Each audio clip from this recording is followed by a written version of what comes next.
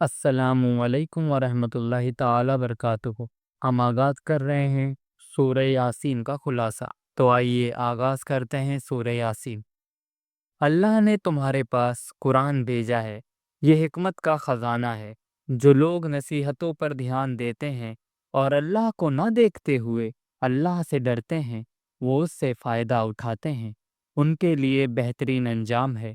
اللہ کے رسولوں کا طریقہ یہ ہے کہ جھٹلانے والے جھٹلاتے رہیں، دھمکیاں دینے والے دھمکیاں دیتے رہیں، اور تہمتیں لگانے والے تہمتیں لگاتے رہیں۔ وہ اپنے موقف پر جمے رہتے ہیں اور پوری ذمہ داری اور لگن کے ساتھ اللہ کا پیغام پہنچاتے رہتے ہیں۔ وہ کسی سے اپنی محنت اور دعوت کا صلہ نہیں مانگتے۔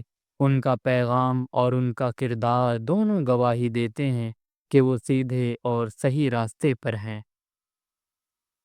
بستی والے مرد مومن سے نصیحت حاصل کرو۔ جس شخص کے دل میں ایمان کی شمع روشن ہو جاتی ہے، وہ چین سے نہیں بیٹھتا، کسی دوری کی پرواہ نہیں کرتا۔ وہ اپنی قوم کو سمجھانے کے لیے دوڑ پڑتا ہے۔ دعوت کی راہ میں اسے اپنی جان کی فکر نہیں رہتی۔ لوگ اس کی جان کے در پہ ہوتے ہیں اور وہ مرتے دم تک ان لوگوں کی ہدایت کے لیے بے قرار رہتا ہے۔ اللہ نے تمہارے لیے ہر طرف نعمتوں کی دسترخوان بچھا دیے۔ شوق سے کھاؤ پیو اور اللہ کا شکر ادا کرو۔ اللہ کی ناراضگی سے بچنے کی فکر کرو اور اس کے لشکروں سے ڈرتے رہو۔ اللہ کی رحمت تم پر سایہ کرے گی۔ اللہ نے تمہیں جو دیا ہے اس میں سے اللہ کے راستے میں بھی خرچ کرو۔